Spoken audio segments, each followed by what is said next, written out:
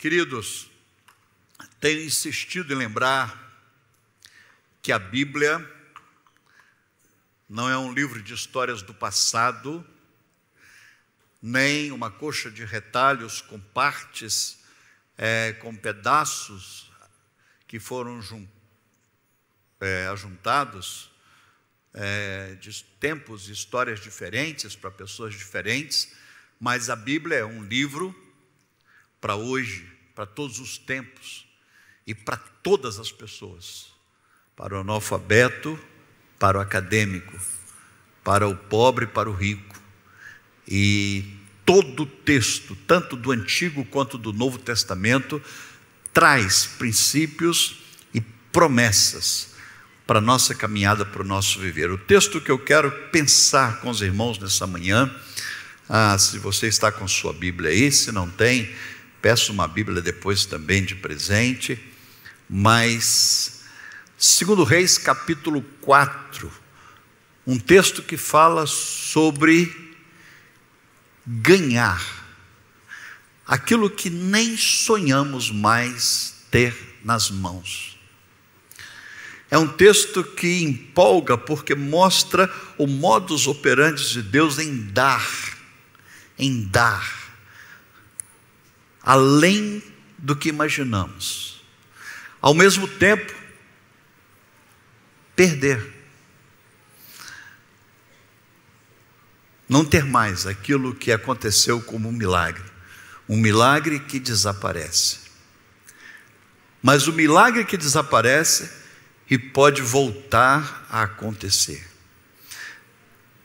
Como todo o texto da Bíblia, rico em lições e rico em verdades, princípios e promessas, veja lá a partir do verso 8, 2 Reis, capítulo 4, nós vamos ler a partir do versículo 8.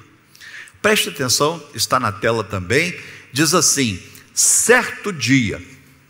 E aí, queridos, me permita, eu não vou correr, porque eu gosto de cada pedacinho da Bíblia. Quisera eu ter tempo para falar somente sobre esse certo dia. Mas vou dizer só uma coisa: certo dia está dizendo aqui na Bíblia que pode ser hoje, o meu dia, o seu dia, de experimentarmos uma reviravolta na história. Quando há um anonimato em relação à data, à ocasião, quando há uma definição do calendário como certo dia, está apontando para o inesperado, um tempo que não se define. Certo dia. Certo dia. Quando foi um certo dia? Isso quer dizer que hoje pode ser um certo dia na nossa história, ou um dia certo. Certo dia Eliseu passou por Sunem. Eliseu foi o sucessor do profeta Elias, homem de Deus. Para quem não conhece muito bem a Bíblia, Eliseu era como o pastor da época, daquele tempo, naquele lugar, e sucessor de um grande homem. E ele passa pela cidade de Sunem, aonde se achava uma mulher rica, uma mulher com muitas posses, a qual o constrangeu a comer pão. Lembramos que o texto está narrando uma época onde não existiam hotéis, pensões, e o costume da hospitalidade, a prática da hospitalidade era necessária. As viagens eram longas, também não tinha ônibus, metrô, avião, carro. Então, as pessoas que andavam a serviço, a trabalho, iam parando e precisava que alguém abrisse as portas. E diz o texto que certa mulher rica abriu a sua casa e constrangeu Eliseu a fazer um lanche ali, percebendo a sua necessidade de alimento, de uma parada. Ela o constrangeu, quer dizer, forçou. É mais do que um convite, É algo insistente dessa mulher a parar naquela casa. Guarde bem isso.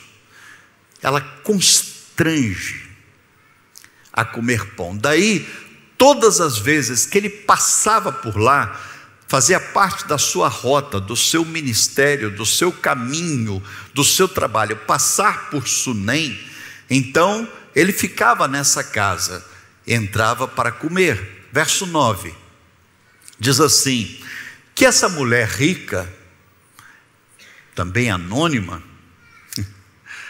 a data é anônima, certo dia, uma certa mulher, constrange, investe no reino, ela vê aquele homem, aquele pregador passando, e ela insiste para que ele faça um lanche na casa dela, mas não era algo pontual. A misericórdia, a compaixão, parece-nos ser um estilo de vida, não era um programa. Eu estava aqui falando do ofertório e tal, quer dizer, vamos fazer uma campanha para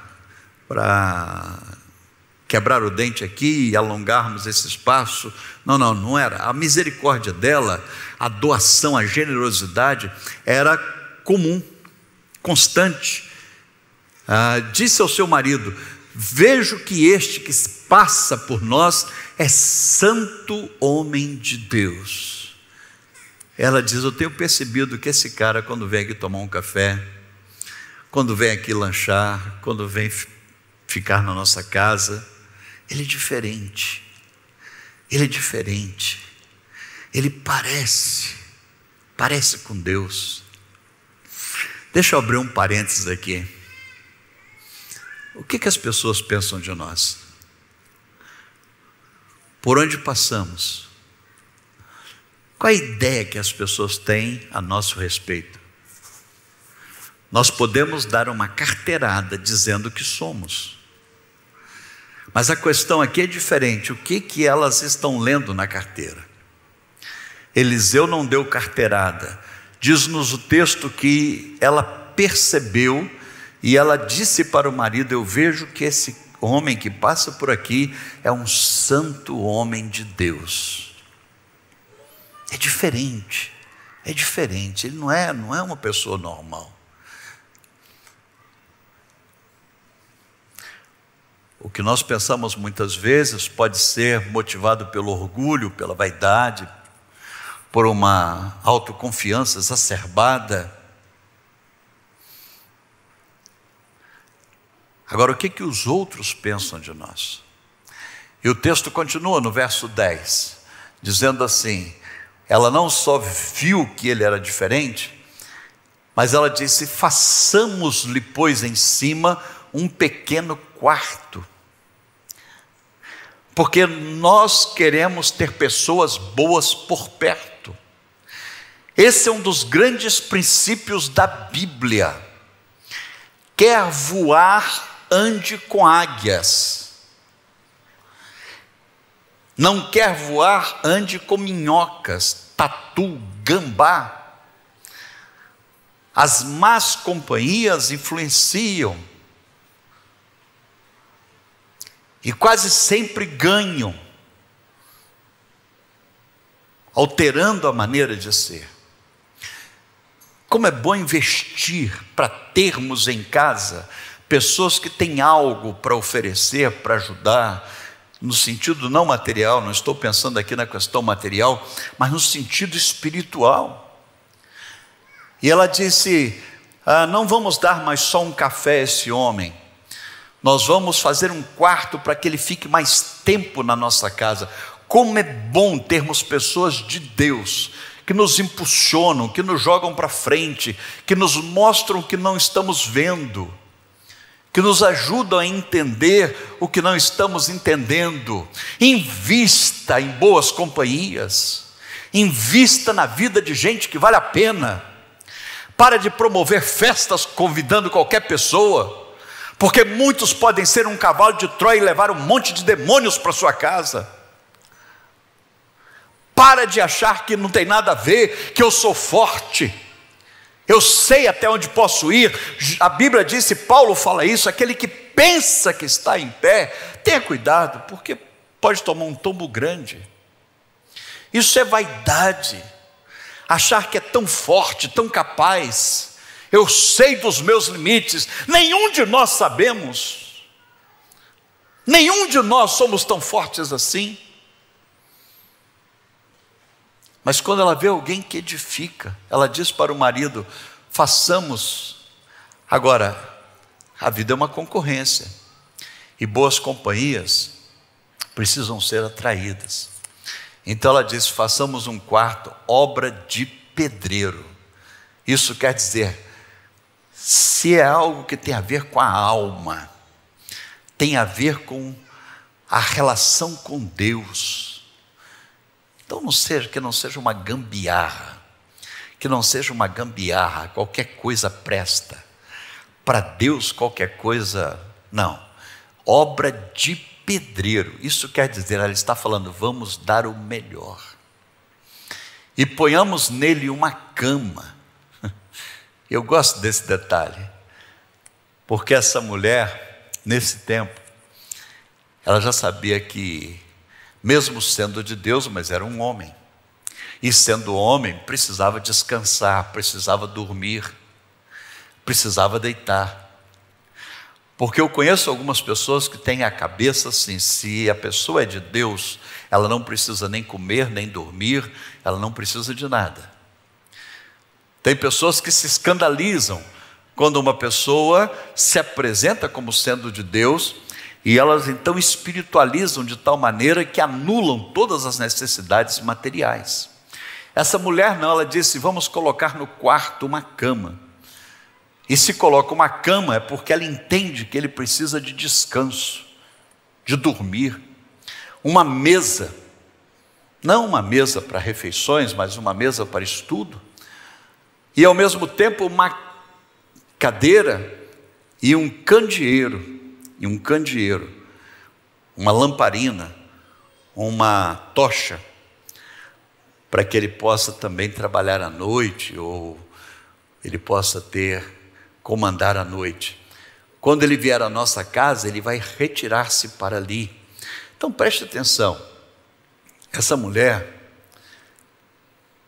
ela não está fazendo isso pensando, não há nenhum registro no texto que ela está olhando para frente, num desejo de exploração ou de troca. Ela não está fazendo isso porque ela percebe que fazendo isso ela ganharia aquilo. Não. Simplesmente um coração generoso faz porque é da sua natureza. Não é uma barganha que ela está fazendo. Ela disse, eu vou fazer isso para eu ganhar aquilo. Não. Algo maior do que a presença, algo maior do que a palavra de Deus, algo maior do que essa comunhão. Não. Ela não está pensando nada além disso. Tão somente na comunhão, tão somente na palavra, tão somente na presença de Deus em casa, já que o homem é uma figura de Deus, é um representante de Deus. Ela disse, façamos um quarto, para que ele não só lanche com a gente, é tão bom na hora do café, quando ele está presente, que nós queremos que ele fique mais. Esse é o sonho. Ela não está pensando em outra coisa, senão tão somente. E ela e o seu marido fazem essa obra, para que o homem de Deus possa ficar mais tempo na casa deles. Vamos perguntando, à medida que vamos lendo o texto, é esse o desejo do nosso coração? Esse é o anseio da nossa alma? Nós temos prazer nas coisas de Deus, em andar com gente que cheira a Deus? Eu ainda não concluí, queridos, mas eu estou escrevendo um dos livros que eu espero lançar breve, se Jesus não voltar, é que gambá cheira gambá. Gambá, uma pessoa que do mal ela gosta, ela tem um faro, ela tem uma percepção, então ela se junta logo com quem ela se aproxima, ela se sente bem, assim como a águia gosta de andar com a águia. E essa mulher e esse casal, eles abriram a porta. O marido dela podia ter proibido, mas ele foi parceiro ao perceber a sensibilidade dela em ver que isso faria bem à casa. Continua o texto. Vamos ler o texto. Diz assim: um dia, vindo ele ali, retirou-se para o quarto e se deitou. Ele passava por ali sempre. Verso 12. Diz assim: então disse ao seu moço, olha que ele não andava sozinho, era costume, era praxe, o discípulo. Assim como Elias discipulou Eliseu, Eliseu estava discipulando Geazi. E aí então ele chama Geazi, o seu discípulo, e disse: chame esta sunamita, essa mulher de Sunem, chame essa mulher aqui. Chamando-a, ela se pôs diante do profeta. Verso 13, diz assim: este dissera ao seu moço, diz-lhe, eis que tu nos tem tratado com muita abnegação. O profeta está falando com ela. Ei,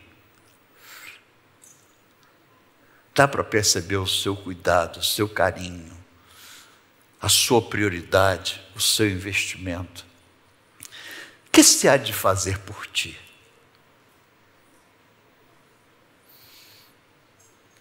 O que eu posso fazer por você? O que eu posso fazer por você? Como eu posso te ajudar? Você já fez essa pergunta para alguém?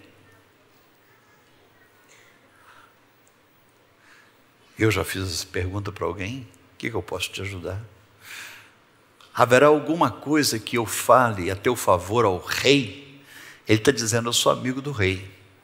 Eu sou amigo de quem comanda o país. Eu sou amigo do comandante, do chefe da polícia no país, do chefe do exército. E ela respondeu: habito no meio do meu povo. Queridos, eu fico impressionado com a resposta dessa mulher no verso 13, quando Eliseu chama e diz: olha, tem sido tão legal o tratamento de vocês para conosco. Mas uma pessoa de Deus, ela não é uma pessoa que explora. Ela é grata. Ela retribui.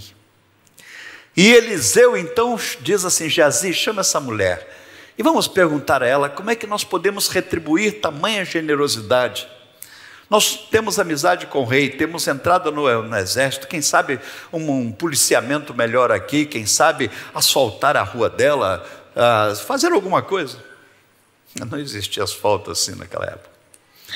Mas fazer alguma coisa por ela. E a resposta dela é quase que desconhecida, porque ela disse assim: eu estou bem, eu habito no meio do meu povo, eu não preciso de nada.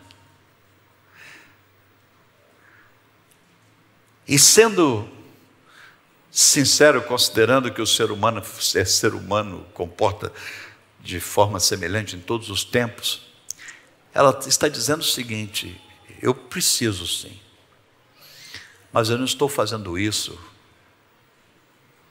em troca de um outro benefício. Eu tenho minhas necessidades. É claro que ela tinha as necessidades dela, é claro. É claro que ela tinha problemas, é claro que ela tinha as lutas, mas a satisfação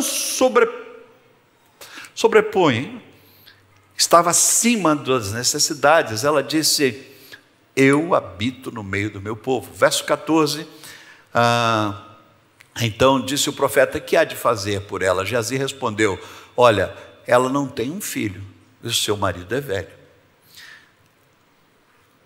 O profeta pergunta então para o discípulo: você viu aí na casa? Ela falou que não quer nada.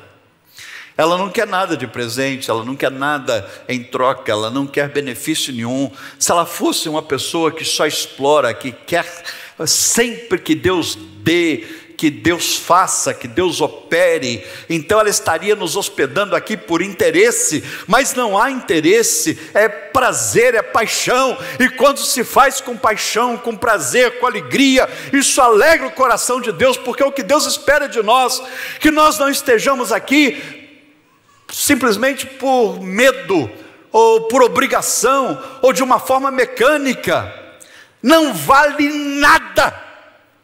É cansativo, é enfadonho, é frustrante estar na igreja,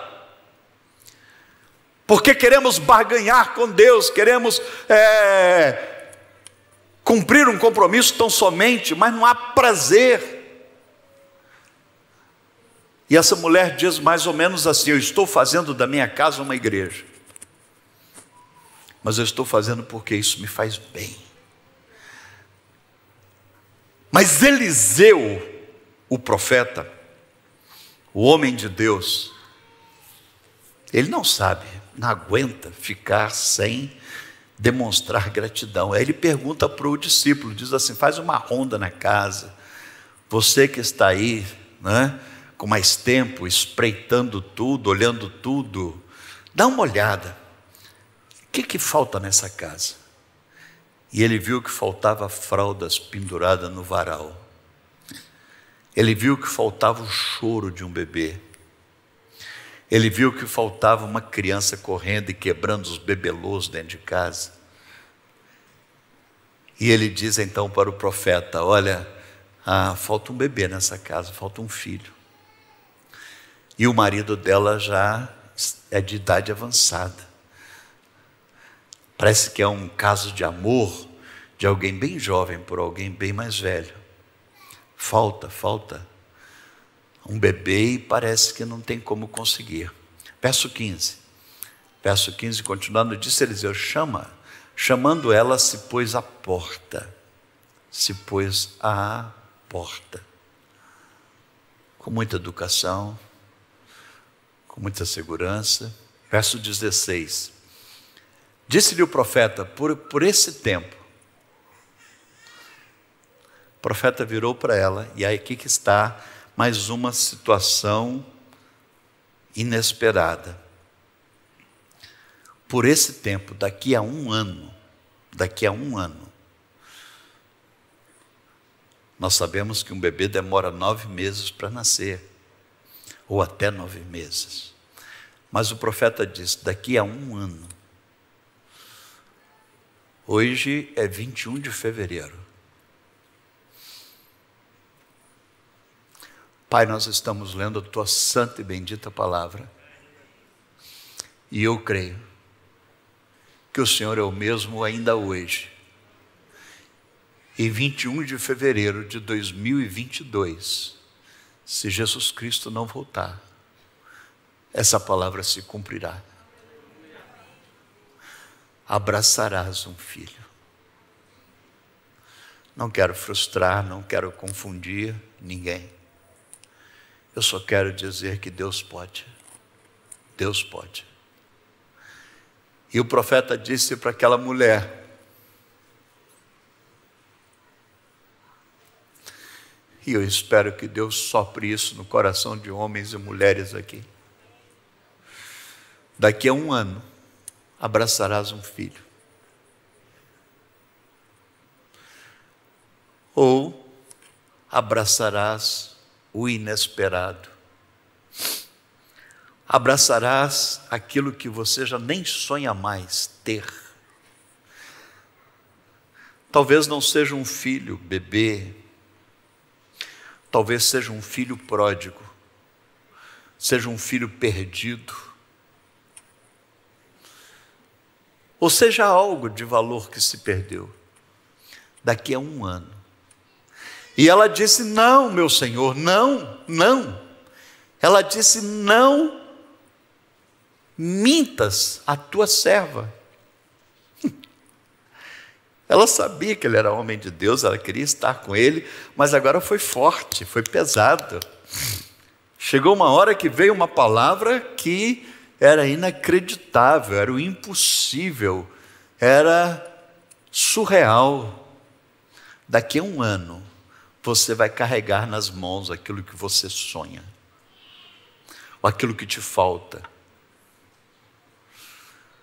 ou melhor, aquilo que você já nem sonha mais, mas daqui a um ano vai estar nas tuas mãos. Daqui a um ano você vai estar carregando nas tuas mãos. E ela disse: não mintas a tua serva. Eu creio em Deus, estou bem do jeito que eu estou, não quero me frustrar na esperança, eu quero continuar desse jeito, tá bom do jeito que está, não mintas, não mintas. Ele disse: há um espaço no texto que nos dá a entender que ele disse mais ou menos assim, não está escrito, mas parece que ele disse: eu não estou te perguntando se você crê, eu estou dizendo que você terá. Eu não estou perguntando se sua fé é desse tamanho, eu estou dizendo que daqui a 1 ano, Deus não te deixará sem resposta. Verso 17, concebeu a mulher, depois de 12 meses, e deu à luz um filho no tempo determinado, quando fez 1 ano, segundo Eliseu lhe dissera. 1 ano se passou, e a mulher concebeu. Que bênção! Ela já nem sonhava mais, ela nem pedia. Pelo contrário, até quando o presente é oferecido, ela diz que não quero. Eu não quero alimentar a expectativa.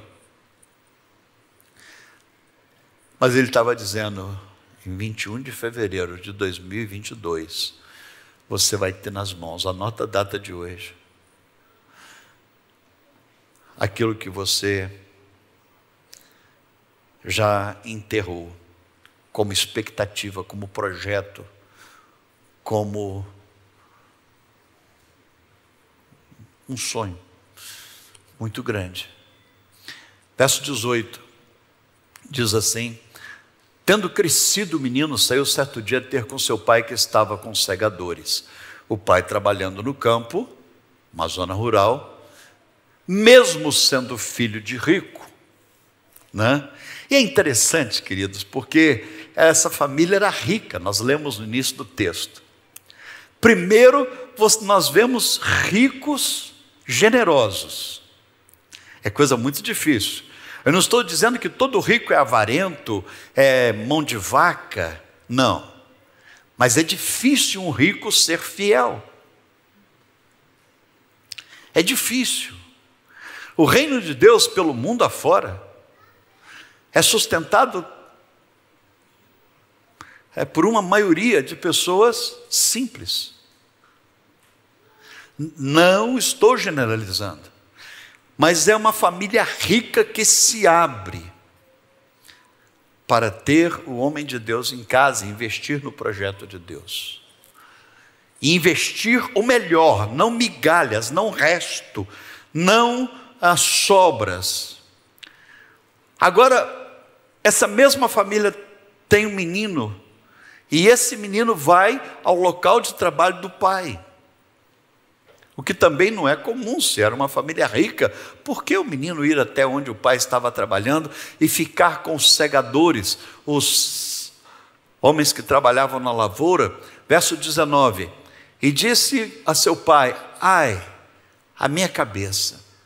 Então o pai disse ao seu moço: leve a sua mãe. E ele estava ali, e nesse tempo ele passou mal. E ele disse: minha cabeça, estou sentindo mal, não estou bem. E como todo pai, quase que generalizando faz, o que um pai diz na hora dessa? Quase que generalizando, o que um pai diz na hora dessa? Quando o filho diz assim: ai, estou com um problema, estou doente. Leva para sua mãe. Leva para a mãe. Verso 20. Ele a tomou e levou a mãe, um dos servos levou o menino, ela colocou sobre os joelhos, ficou sentada até o meio-dia, lutando ali com o menino enfermo, mas o menino morreu. Eu gosto dessa história, porque mostra alguém que experimenta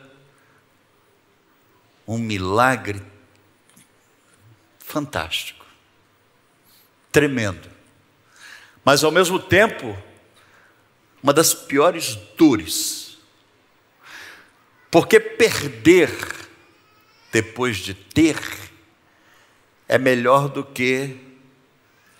do que nunca ter tido. Continuar sem ter é melhor do que ter e perder.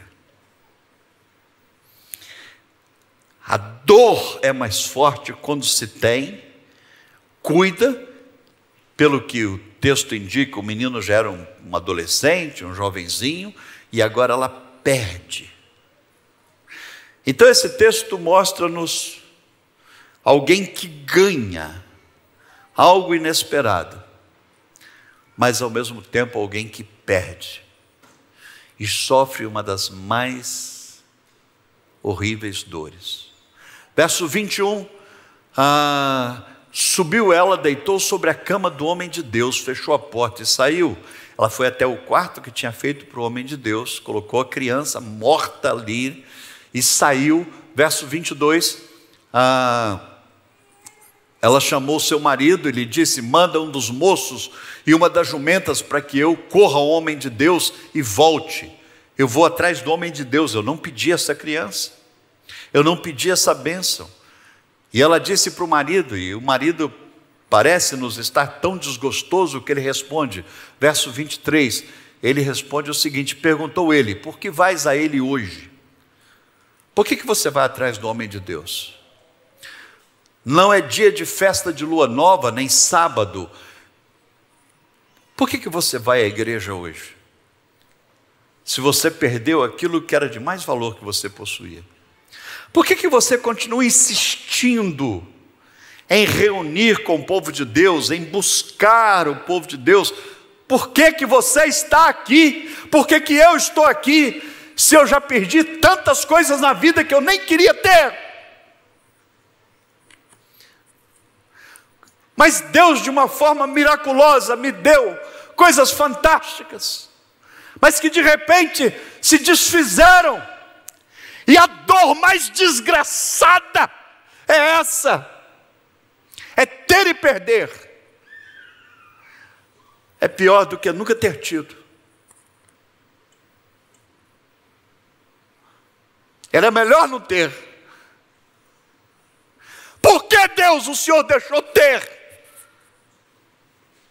Me deixava sofrer a dor de não ter.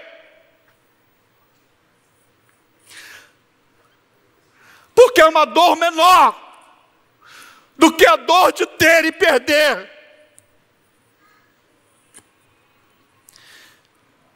E ela diz para o marido: eu vou atrás do homem de Deus. Ele diz: para quê? Para que você vai? Por que você está na igreja no domingo mais uma vez? Verso 24. Então fez ela guardar a jumenta e disse ao moço: guia e anda, não te detenha a caminhar, senão quando eu te disser, vamos correndo, vamos juntos. E ela pede ao empregado que não pare em lugar nenhum, em momento algum, a pressa, a urgência, o menino está morto na cama. Verso 25, partiu ela, pois, e foi ter com o homem de Deus ao Monte Carmelo, vendo-a de longe. O homem de Deus, vendo essa mulher de longe, disse ao seu auxiliar, a Geazi: eis a sunamita. Verso 26, diz assim: corre ao encontro dela e diz a ela: vai tudo bem contigo.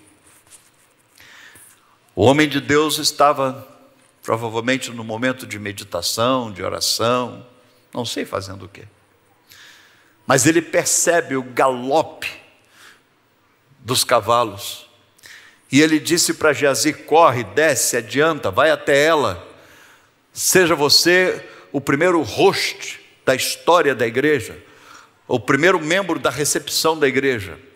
Corre até ela e pergunta: está tudo bem contigo? Porque se tudo estiver bem contigo, o resto é resto. Mas primeiro tem que estar bem a nível individual, pessoal. A pergunta, nada na Bíblia é solto, a pergunta é em ordem. Primeiro, está tudo bem contigo? Segundo, com o teu cônjuge? Terceiro, com o filho? A Bíblia obedece uma lei de prioridades. E a mulher respondeu para Geazi. Geazi foi perguntar, mas queridos, a Bíblia ensina que tem choro, que nós não podemos chorar no ombro de determinadas pessoas. Tem lágrimas que nós não podemos deixar outros vermos chorando. O Geazi chega até ela e diz: está tudo bem contigo? E com teu marido? E com o menino? Ele obedece à ordem, à prioridade. A prioridade é essa. E ela responde: está tudo bem. Não vou falar para qualquer pessoa dos meus sentimentos. Deixa eu abrir um parênteses aqui. Cuidado com quem você está pagando para abrir o seu coração. Porque tem gente, inclusive, pagando para abrir o coração para pessoas que não podem resolver coisa nenhuma. Cuidado. Essa mulher trazia um desespero na alma. Trazia um balde de lágrimas para chorar. Mas ela não chora na frente do Geazi. Está tudo bem contigo? Tudo bem. Está bem coisa nenhuma.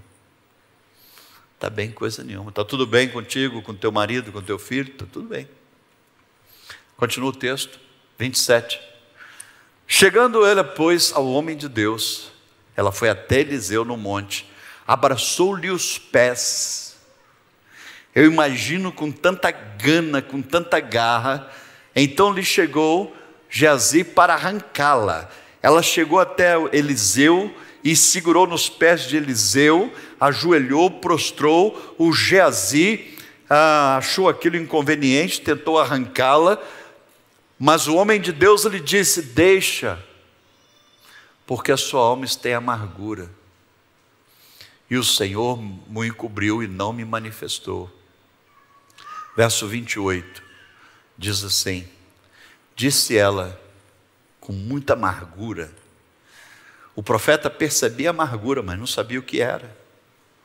E Deus muitas vezes não revela todos os detalhes. E ela disse: eu pedi esse casamento,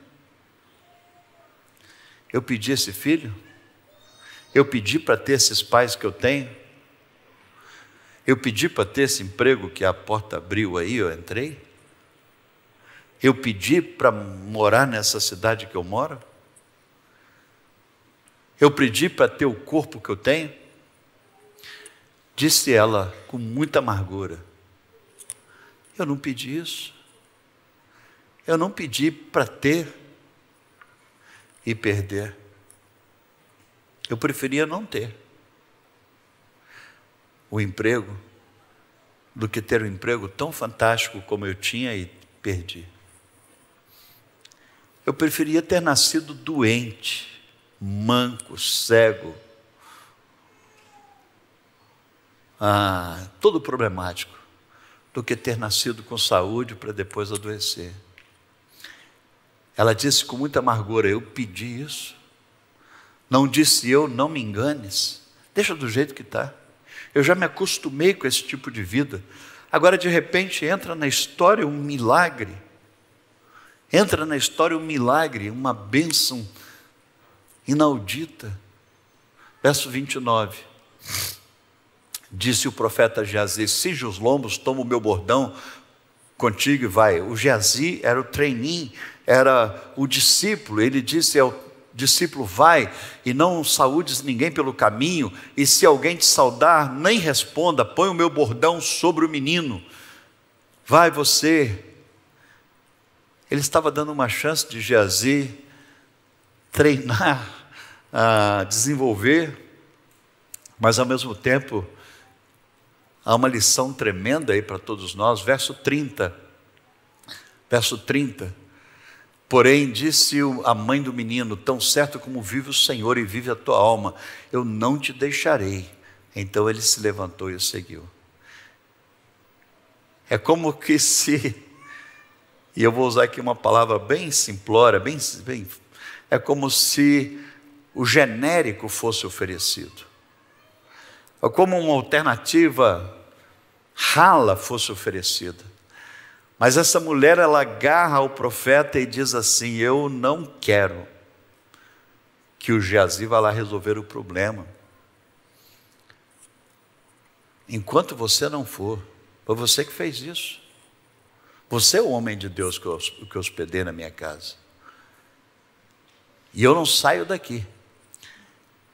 E Eliseu então levantou-se e seguiu a mulher. Verso 31, quando passou adiante, pôs-se o bordão, Geazi passou adiante, pôs o bordão sobre o rosto do menino, porém não houve nele voz, nem sinal de vida. Então voltou a encontrar-se com Eliseu.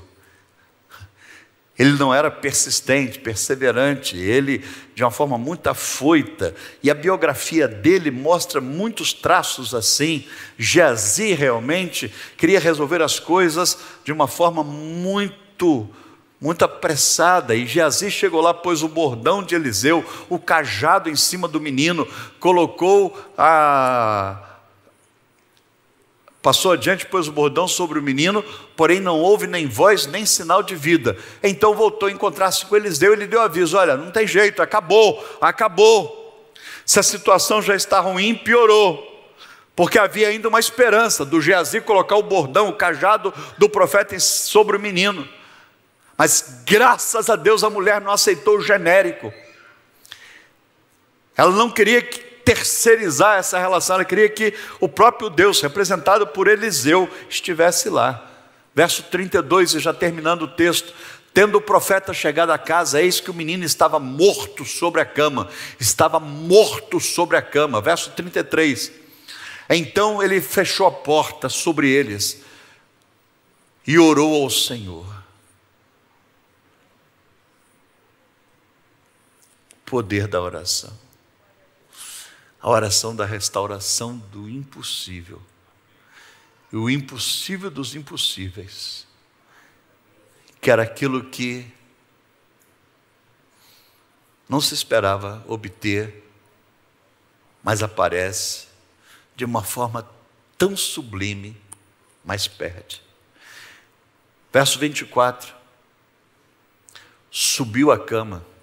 Ele não só orou, mas ele subiu à cama e ficou sobre o menino, pondo a boca sobre a boca dele, os seus dedos, os seus olhos sobre os olhos dele, as suas mãos sobre as mãos, estendeu sobre ele, e que a carne do menino aqueceu.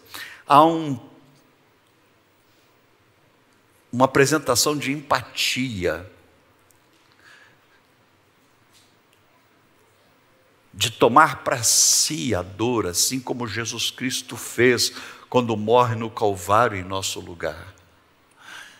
Eliseu e toda a mensagem do Antigo Testamento aponta para esta grande verdade, como toda a mensagem da Bíblia.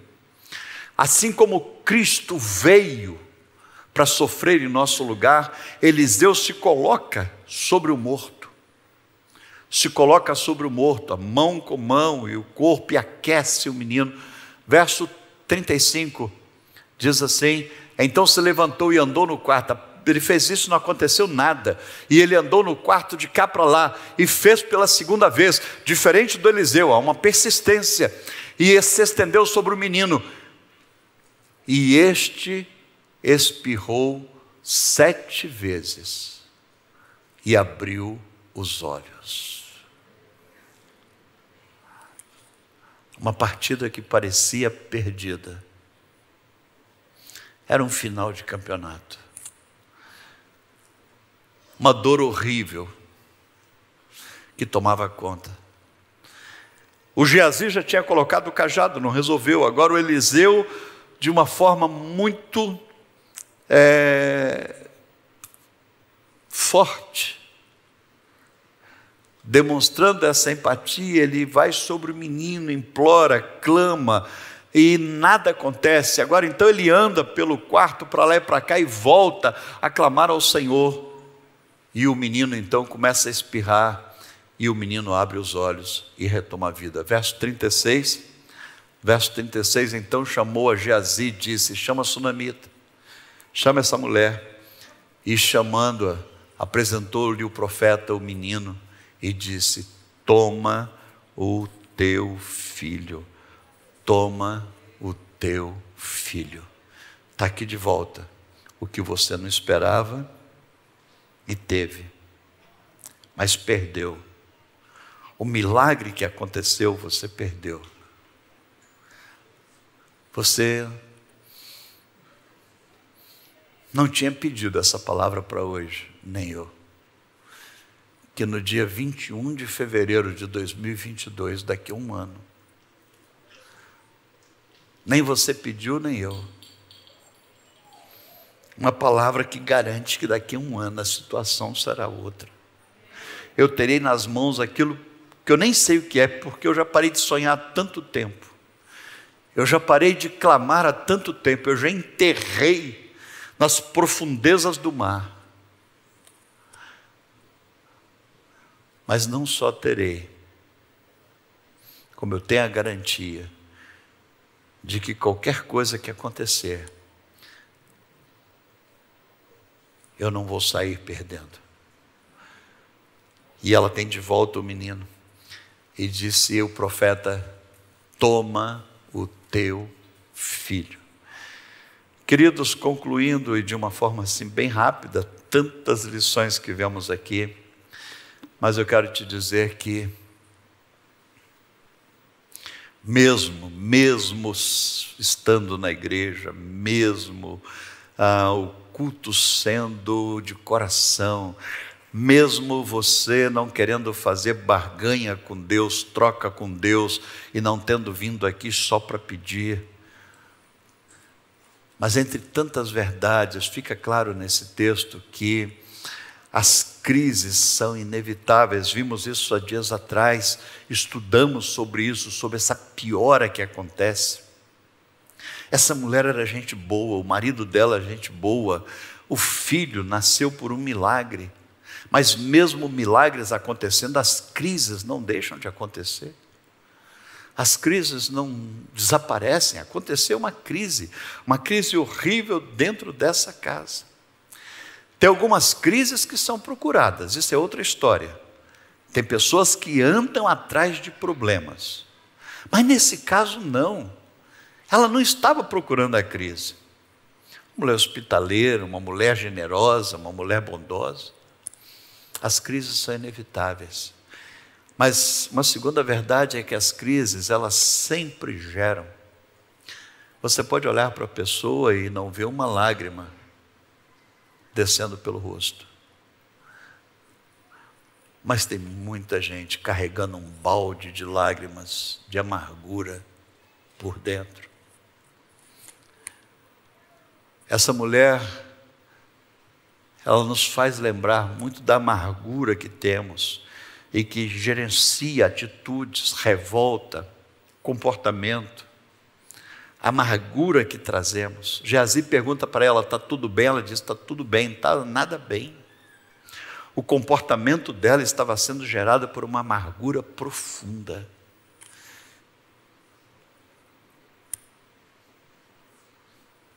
Profunda. A verdade é que a Bíblia é um raio-x da história de cada um de nós. Muitas vezes perdemos aquilo que já nem pedimos mais a Deus. Acostumamos Deus a viver sempre. Aqui o Senhor vai nos dar. E de repente Deus dá algo tão fantástico, tão precioso. Mas aquilo que parece ser a hora, o momento, some. E aí a dor é pior. A pior de todas as dores é perder o que se tem, porque melhor é nunca ter tido. E de repente então, o texto também mostra que essas crises precisam ser desabafadas. Ela não desabafou com Geazi, mas desabafou com o profeta. E ela correu até o homem de Deus e disse: olha, Eu pedi isso. Mas com muita sinceridade, sem religiosismo, sem hipocrisia, sem fantasia espiritual, sem romantismo espiritual. Ela foi sincera: eu não pedi para ser assim. Eu não pedi. Isso não é blasfêmia, isso agrada a Deus. Deus gosta de um coração sincero e quebrantado. Coisa horrível. Gente, não existe hipocrisia para com Deus, porque Deus sabe do nosso coração. Hipocrisia é um defeito que só existe nas relações pessoais. Nós podemos ser hipócritas para com as pessoas, mas Deus sabe da amargura do nosso coração. Deus sabe da amargura que trazemos. E ela com muita amargura diz: eu não pedi isso, não pedi. As crises precisam ser desabafadas, e a boa notícia que eu tenho para encerrar nessa manhã essa reflexão é que nenhuma crise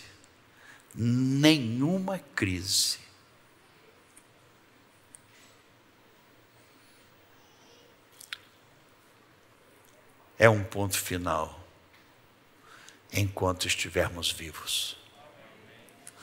Nenhuma crise traz em si o diagnóstico daquilo que é crônico, irreversível e imutável. Nenhuma crise.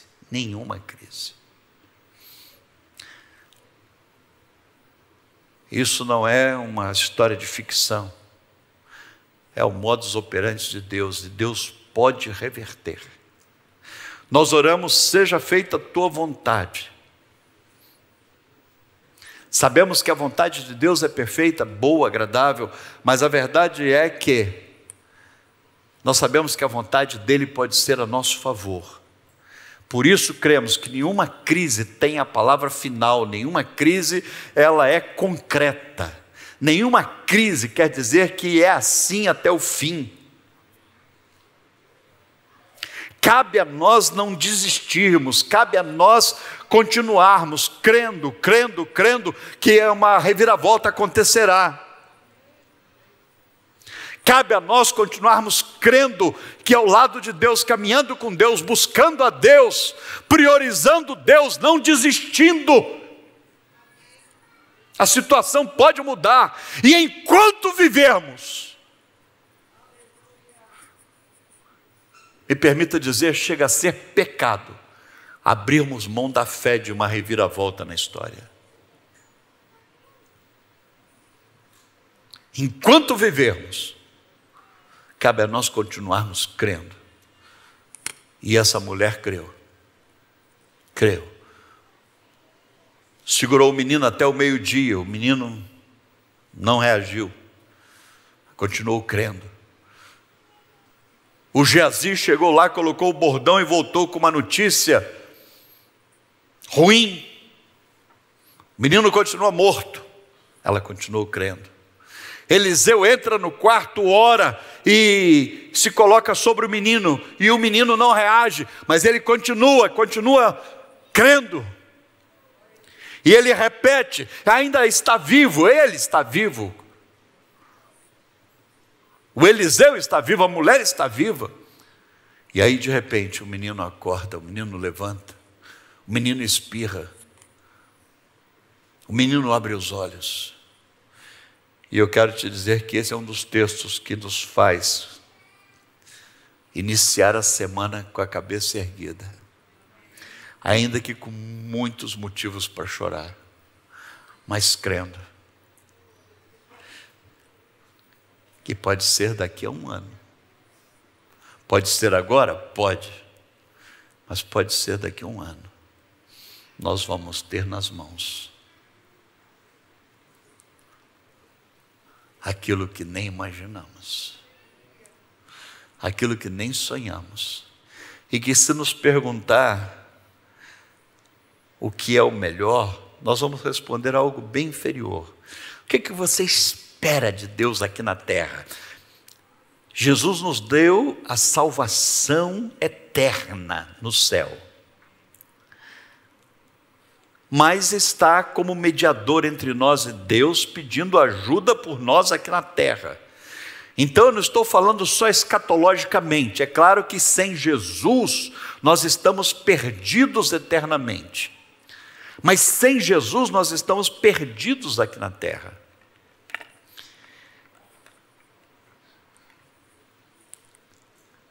A verdade é que com Jesus nós não só temos a vida eterna, mas nós temos a esperança de um milagre nesse deserto no qual caminhamos. O profeta pergunta à mulher: o que eu posso fazer por você? Ela disse: nada, estou bem do jeito que eu estou. Eu já me acostumei com essa vidinha. Eu quero te dizer, querido, que ainda que você tenha acostumado, Deus tem algo mais para fazer na minha e na sua história. Ainda que você diga de uma forma até litúrgica: está tudo bem? Você diga: está tudo bem, não tenho o que reclamar. Mas eu quero te dizer que Deus tem mais para acrescentar. Mas eu quero te dizer também que se você já teve e perdeu, Deus pode trazer algo tremendo, que é uma mudança radical na história. Foi uma alegria enorme ter você com a gente mais uma vez. Lembre-se de se inscrever no nosso canal, habilitar o sininho para receber sempre a notificação quando tiver um vídeo novo. E se este vídeo abençoou a sua vida, compartilhe ele com seus amigos e vamos juntos abençoar cada vez mais vidas. E a gente quer te ajudar a continuar na sua caminhada com Deus. Se você quiser se envolver na nossa comunidade, tem alguma dúvida sobre esse vídeo ou sugestão, mande uma mensagem aqui embaixo. Nosso time entrará em contato com você. Para saber de tudo que acontece na missão, basta nos seguir nas redes sociais. Somos o @Missão em Família, no Facebook e Instagram. Nós fazemos tudo isso porque acreditamos que em Deus encontramos vida. Foi um prazer ter você aqui com a gente. Até o próximo vídeo.